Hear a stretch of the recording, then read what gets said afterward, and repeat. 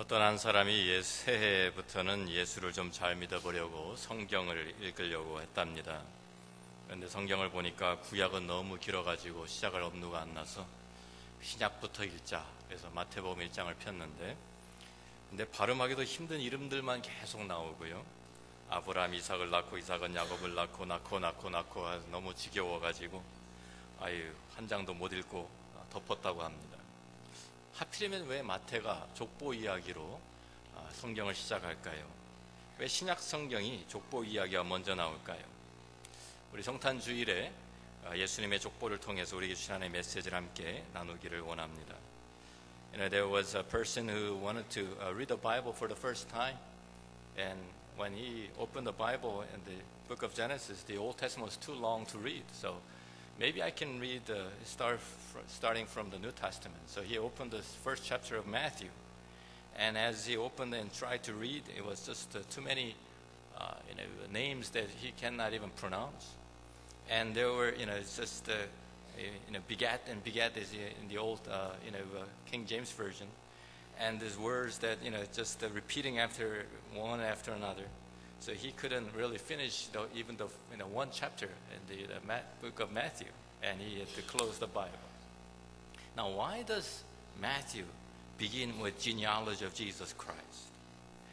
But on this Christmas Sunday, we believe that there is a great message in this genealogy of Jesus Christ, and there's a reason why Matthew starts with these names and with genealogy. 마태복음 1장 1절의 말씀 보면 아브라함과 다윗의 자손 예수 그리스도의 계보라고 족보라고 말씀합니다. 이 족보라는 것이 우리가 생각하는 그런 족보가 아닙니다. 마태복음이 쓰여질 당시에 그 유대인들이 가지고 있었던 족보의 그 개념을 이해를 해야 우리가 이 성경의 메시지를 바로 알 수가 있습니다. 우리 한국 사람들은 혈통을 중요하게 여기기 때문에 아들, 아버지, 할아버지 이렇게 올라가는 그 혈통을 참 굉장히 중요하게 여기죠. 그런데 이스라엘 사람들도 족보를 중요하게 여기는데 혈통이 문제가 아니라 더 다른 이유 때문에 족보를 중요하게 여깁니다. 혈통이 중요한 것도 있지만 이 족보를 통해서 자기 권리를 주장할 수 있기 때문이죠. 예를 들면 하나님께서 이스라엘 백성들에게 가나안 땅을 나누어 주셨습니다. 12지파 나누어 가졌는데 자기 이름이 그 12지파 안에 거기에 어떠한 그 지파에 속해 있지 않으면 자기가 땅을 얻을 수 없는 것입니다. 그래서 베냐민 지파라면 베냐민 지파에 주어진 땅 안에서 자기 유산이 있기 때문에 족보에 자기 이름이 들어가 있는 것이 굉장히 중요합니다. 그래서 이스라엘 백성들이 이 족보에 이름이 들어가 있지 않기 때문에 포로 생활에서 돌아온 다음에 땅을 다시 얻지 못한 그러한 예가 성경에 기록되어 있습니다. The first thing that we have to understand as we look at the genealogy of Jesus Christ is this, that this is not the genealogy, the record of genealogy that we normally think. The reason that we have genealogies is to have exactly who my father and grandfather and great-grandfather is, right? The family tree.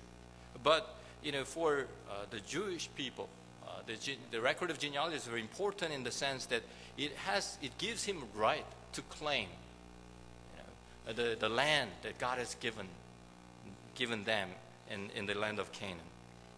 And so for that sense, for their own rights, this genealogy was really critical, that their name was recorded in that genealogy.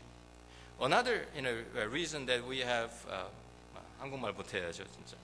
또 다른 한 가지 이유는 유대인들이 가진 족보의 개념이 우리가 생각하는 이력서와 비슷하다는 것입니다.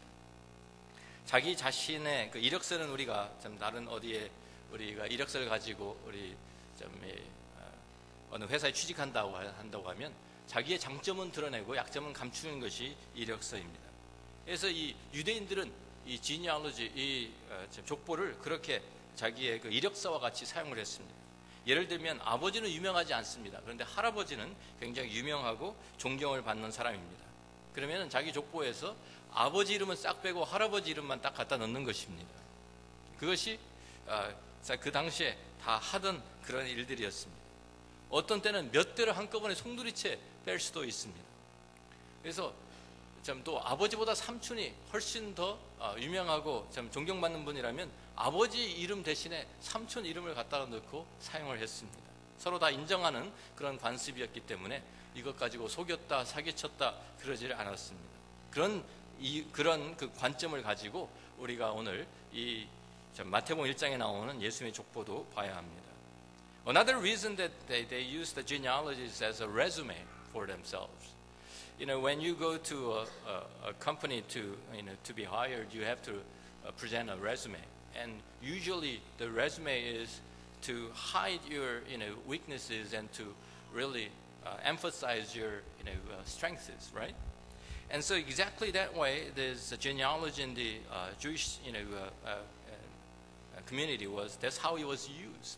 So instead of if his own father was not so famous or nothing to really show for, but his grandfather was a great man and everybody knew, then instead of putting a name of his father, he will just put grandfather's name, and he can even do that for several generations to his advantage.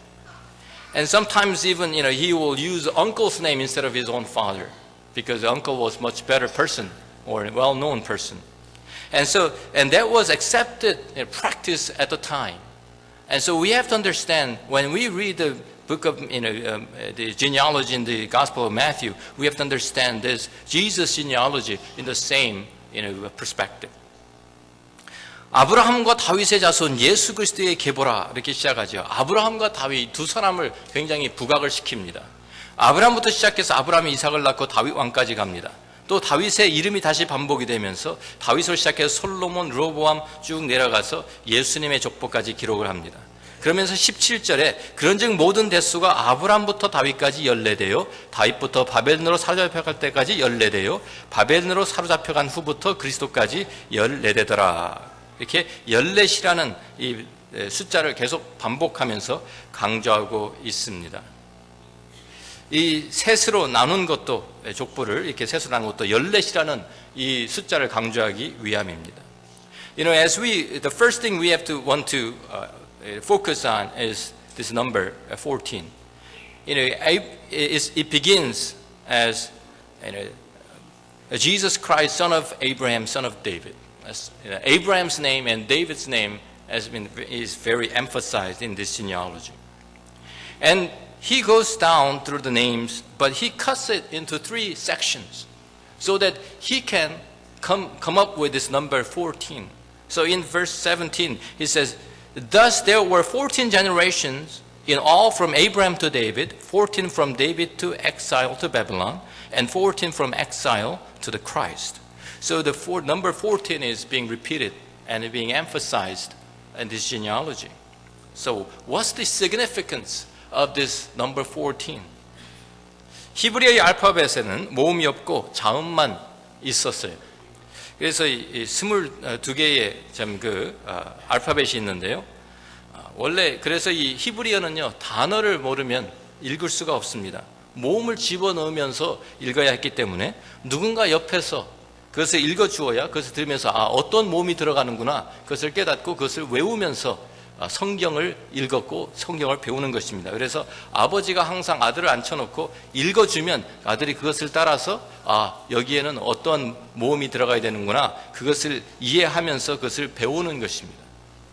자, 그래서 이 히브리어 또 숫자는요, 우리 같이 아라비안 숫자를 쓴 것이 아니라 이 알파벳을 그대로 숫자로 이렇게 고쳐서 썼습니다. 첫 번째 나오는 숫자가 1, 두 번째 나오는 숫자가 2, 이런 식으로 해가지고요.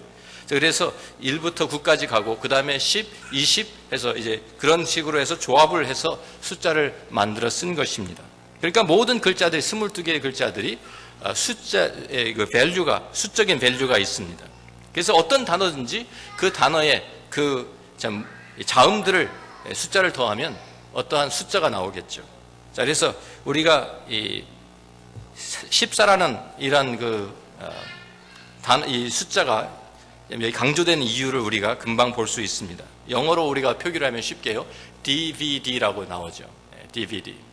제가 오늘 설교 제목이 DVD 그러니까 여러분들 무슨 제가 특별한 DVD 여러분들한테 소개하고 판매하려고 했던 것이 아닙니다.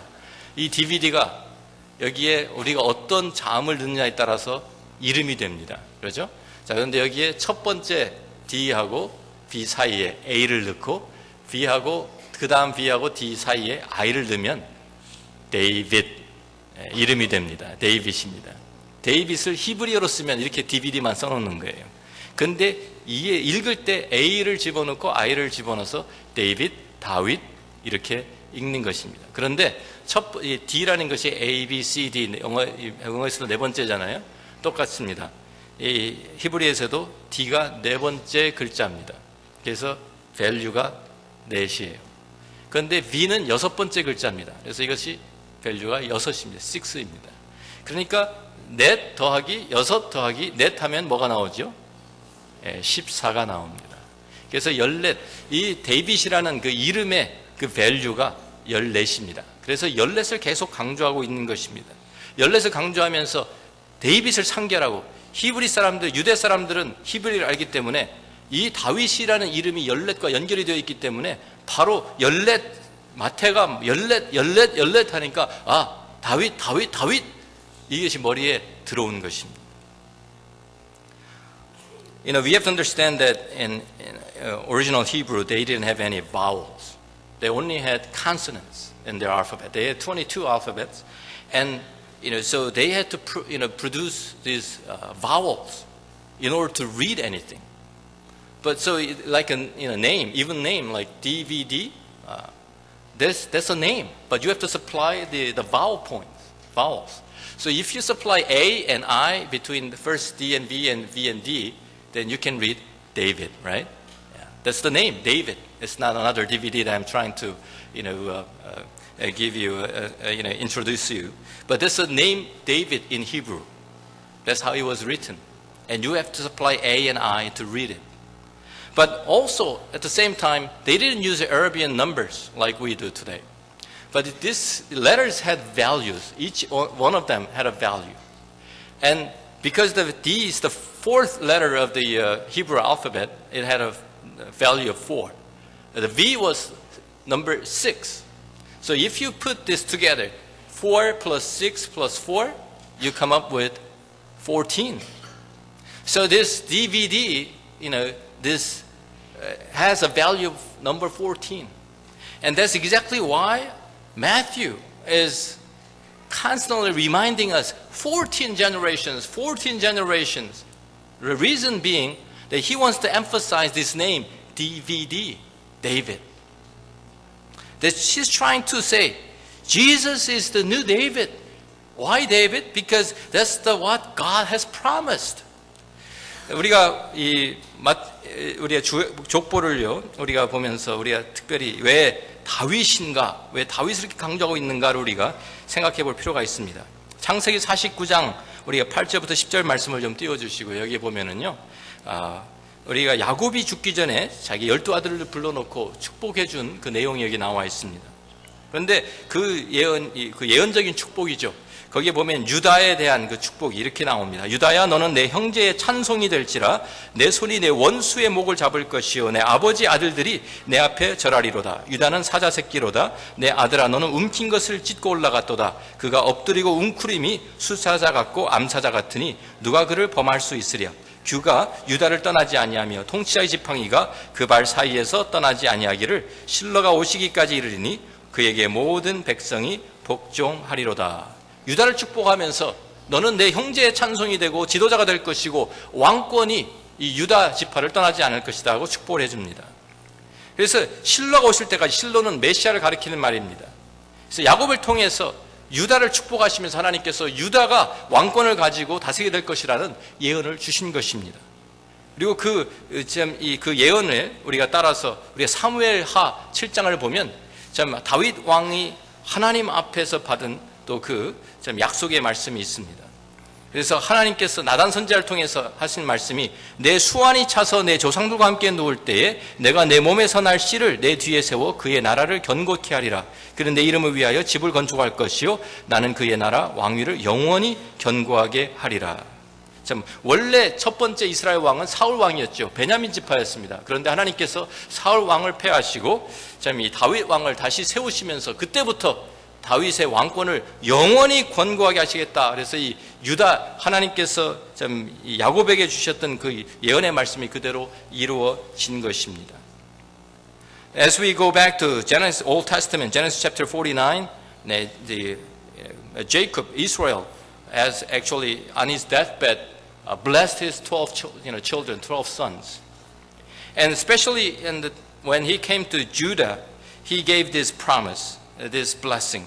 Judah, your brothers will praise you. Your hand will be on the neck of your enemies. Your father's sons will bow down to you. You are a lion's cub, O Judah. You return from the prey, my son. Like a lion, he crouches and lies down. Like a lioness, who dares to rouse him? The scepter will not depart from Judah, nor the ruler's staff from between his feet, until he comes to whom it belongs, and the obedience of the nations is his. So he's blessing Judah, and he says the leadership and the kingship, will be with tribe of Judah. And according to that promise, according to that prophecy, in 2 Samuel chapter 7, again, God gives, his, a promise to David. And he says, the Lord declares to you that the Lord himself will establish a house for you. When your days are over and when you rest with your fathers, I will raise up your offspring to succeed you, who will come from your own body, and I will establish his kingdom. He is the one who will build a house for my name, and I will establish the throne of his kingdom forever. As we all know, the first king of Israel was King Saul from tribe of Benjamin. But now, King David is from tribe of Judah.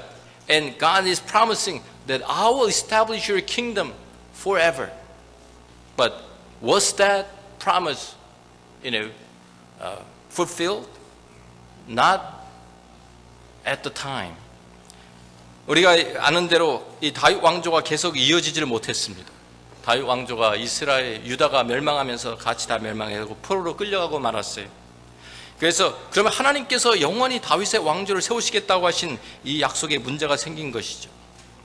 그런데 우리가 성경을 보면 그 약속이 완전히 끊어진 것이 아니라 계속 이어지고 있었던 것을 우리가 볼 수 있습니다. 열왕기하 25장 마지막 부분에 보면 포로로 잡혀갔던 그 안에서도 여호야긴 그 왕이 다시 회복되고 있는 모습을 우리에게 보여주고요. 그래서 그것을 보면서 구약성의 선지자들이 계속해서 이 다윗 왕에게 주신 약속이 아직도 남아있다. 아직도 우리 나라가 망하고 우리 왕조가 다 망했지만 이 하나님의 약속은 살아있다. 그래서 그 하나님의 약속을 붙들고 그 소망을, 메시아의 소망을 간직하고 있었던 것입니다. As we all know, this promise of God to David was not fulfilled immediately. As we all know, the land of Judah was demolished, and the kingdom was crushed, and they were all taken captive into Babylon. And so the kingdom was gone for a long time. And then they were asking this question, then what about this promise that God has given to David? And as we come to the 2 King chapter 25, we have a glimpse of hope there, that this king Jehoiakim was still alive, and he was still there is this promise and a hint of promise that God will restore the line of David once again. And because of that hope, these prophets of the Old Testament continue to preach that God is not done with us. God still has a promise, has promised us, and we can still hold on to this hope of Messiah, who will come as a new David. And that's been shown in Isaiah chapter 11. 우리 이사야 11장에 보면 예수님 오시기 700년 전에 이렇게 말씀을 기록하고 있습니다. 이새의 줄기에서 한 싹이 나며 그 뿌리에서 한 가지가 나서 결실할 것이요, 그의 위에 여호와의 영, 곧 지혜와 총명의 영이요, 모략과 재능의 영이요, 지식과 여호와를 경외하는 영이 강림하시리니. 그러면서 10절에 내려가면 그날에 이사의 뿌리에서 한 싹이 나서 만민의 기치로 설 것이요, 열방이 그에게로 돌아오리니 그가 거한 곳이 영화로우리라 그랬습니다. 하나님께서 이사야 선지자를 통해서 다시 그 유다의 왕조, 다윗의 왕조를 다시 일으켜 세우면서 이새의 뿌리, 이새가 누굽니까? 다윗의 아버지입니다. 참 모든 것이 다 잘라지고 참 이제는 그루터기밖에 남은 것처럼 보이지 않았는데 거기에서 다시 새싹이 나고 다시 꽃이 필 것이다. 다시 열매를 맺게 될 것이다. 그리고 그 메시아가 올 때 열방이 그에게로 몰려올 것이라는 이 약속을 다시 주신 거예요. As we go back to the Old Testament prophecy, in Isaiah chapter 11, in verse 1, it says, he repeats this Isaiah 700 years before Christ came. He says, a shoot will come up from the stump of Jesse, from his root a branch will bear fruit. The Spirit of the Lord will rest on him, the Spirit of wisdom and of understanding, the Spirit of counsel and of power, the Spirit of knowledge and of the fear of the Lord. And he will delight in the fear of the Lord, it says. And if you go down to verse 10, it says, in that day the root of Jesse will stand as a banner for the peoples. The nations will rally to him, and his place of rest will be glorious. There's a stump. The tree was cut down, and it was just a stump. But God has promised in that stump, the shoot will come up again, and the branch will bear fruit. There is a restoration pictured and promised in this chapter of 11 of Isaiah. And according to that, that we see that Ezekiel continues this promise. 우리 에스겔서 34장에 가서 보면 포로로 잡혀가 있는 사람들에게 포로 생활 때 에스겔이 그들에게 선포한 말씀입니다. 그러므로 주 여호와께서 그들에게 이같이 말씀하시되 나 곧 내가 살찐 양과 파리한 양 사이에서 심판하리라. 너희가 옆구리와 어깨로 밀어뜨리고 모든 병든 자를 뿔로 받아 무리를 밖으로 흩어지게 하는도다. 그러므로 내가 내 양떼를 구원하여 그들로 다시는 노략거리가 되지 아니하게 하고 양과 양 사이에 심판하리라. 내가 한 목자를 그들 위에 세워 먹이게 하리니 그는 내 종 다윗이라. 그가 그들을 먹이고 그들의 목자가 될지라. 나 여호와는 그들의 하나님이 되고 내 종 다윗은 그들 중에 왕이 되리라. 나 여호와의 말이니라. 하나님 백성들을 양으로 비유하시면서 지금 악한 지도자들 때문에 고생하고 유리하고 결국에는 포로로 잡혀가 있는 그 사람들에게 지금 고난과 고통과 실망 가운데 있는 그들에게 하나님께서 내가 새로운 목자들을 너에게 주겠다. 새로운 목자, 새로운 왕을 주겠다. 그러면서 그 목자 이름을 다윗이라고 말씀합니다. 다윗은 이미 오래전에 죽은 사람이에요. 에스겔 시대에는 이미 살아있던 사람이 아닙니다. 그런데 하나님께서 다윗에게 하신 그 약속을 이어가시면서 그 다윗의 자손 중에 한 사람, 그 한 사람을 다시 세워서 정말 그 메시아를 통해서 이 백성의 목자가 되게 하고 왕이 되게 하겠다고 예언하는 말씀이 기록되어 있는 것입니다. According to Ezekiel chapter 34, when they were still in captives, all these people were, they lost hope. Because their kingdom is gone, they're now slaves under Babylonian reign, and through the prophet Ezekiel in chapter 34, this is what he says. Therefore, this is what the sovereign Lord says to them. See, I myself will judge between the fat sheep and the lean sheep, because you shove with flank and shoulder, butting all the weak sheep with your horns until you have driven them away. I will save my flock, and they will no longer be plundered. I will judge between one sheep and another. I will place over them one shepherd, my servant David, and he will tend them. He will tend them and be their shepherd. I, the Lord, will be their God, and my servant David will be the prince among them. I, the Lord, has spoken. Why David again? The name David, the King David has been dead for a long time. This is now when they were still in the captive. They lost the hope and they are living in darkness. But God has promised through Ezekiel that I will send another David. I will send another king over you so that you will be shepherded by my servant David. And who is that David? That's the Messiah that they've been waiting for. And Matthew chapter 1 begins with that David. He's saying, David that we've been, waiting for, that we were longing for, is finally here. And his name is Jesus Christ. Amen. 하나님께서 기다리던 메시아, 정말 새로운 다윗을 왕을 하나님의 백성들에게 주셨는데 그 다윗 왕의 이름이, 새로운 다윗 왕의 이름은, 메시아 이름은 예수 그리스도라고 마태가 밝히면서 시작을 하고 있는 것입니다. 우리가 이 말씀들을 종합해 보면 얼마나 귀한 구원인지 알 수가 있습니다. 구원은 그냥 갑자기 생겨난 것이 아닙니다. 하나님께서 창세기부터 계속해서 이 구원을 계획하시고, 참 그 계획 가운데서 하나님의 구원자, 하나님께서 참 우리의 그 구원을 오래전부터 준비하시고 예비하셨던 것을 우리가 알 수 있습니다. 그렇기 때문에 이 구원은 귀한 것입니다. 이 구원을 하나님께서 이루어 주시기 위해서 예수 그리스도를 이 땅에 보내주시고, 예수 그리스도 십자가에 죽게 하시고, 그래서 그 예수 그리스도의 보혈로 우리를 죄에서 구원하시고 우리를 새롭게 하신 거예요. 그러니까 우리가 구원이 하나님의 은혜로 이루어진 것이라고, 우리가 거저 주시는 것이라고 값싸다고 생각하면 안 됩니다. 오랜 세월 동안에 하나님이 그 오랜 세월을, 약속을 하나님이 지켜주시면서 하나님이 계획하시고 하나님의 섭리 가운데에서 모든 것을 이루어 가시면서 이 땅에 예수 그리스도를 보내주신 것입니다. 이것이 바로 성탄절입니다. 오늘 우리가 기억해야 될 것은 바로 이 하나님께서 우리의 지금의 현재의 상태, 우리가 어떠한 고난과 어려움과 고통 가운데 있든지, 우리가 이스라엘 백성들과 같이 그 포로로 잡혀가 있는 그 생활 가운데서도 소망을 잃지 않았던 것처럼, 메시아에 대한 소망이 있었던 것처럼, 우리의 삶 가운데서도 하나님께서 예수 그리스도 통해서 우리에게 새로운 참 이 다윗 왕, 우리가 예수 그리스도 우리 안에 모셔드릴 때 우리 안에서 예수 그리스도의 그 능력이 나타나고 우리 하나님이 신실하신 약속을 지켜 가신다는 사실입니다. 오늘 우리 강림절을 맞이하면서 우리의 마음을 열고 예수 그리스도를 우리의 마음에 새로운 왕으로, 우리의 다윗 왕으로, 우리의 그 구원자로 우리가 모셔드릴 때 우리는 진정으로 하나님 앞에 찬양과 경배와 영광을 돌려드리며 진정한 크리스마스를 맞이할 수 있을 것입니다. 오늘 we are celebrating the Lord's coming today, the Christmas season, and we have to understand that this promise has been long time coming, and just because salvation is free doesn't mean it is cheap. God has prepared and planned this since book of Genesis.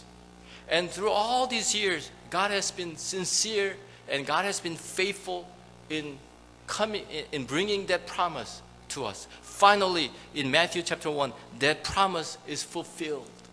And this is the Christmas that we're celebrating together.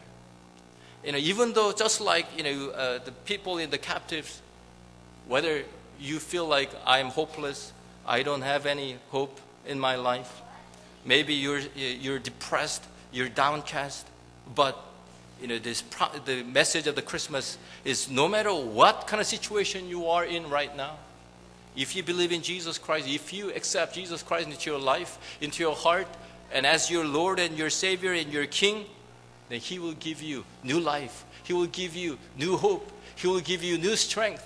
He will give you new grace that you can stand up under.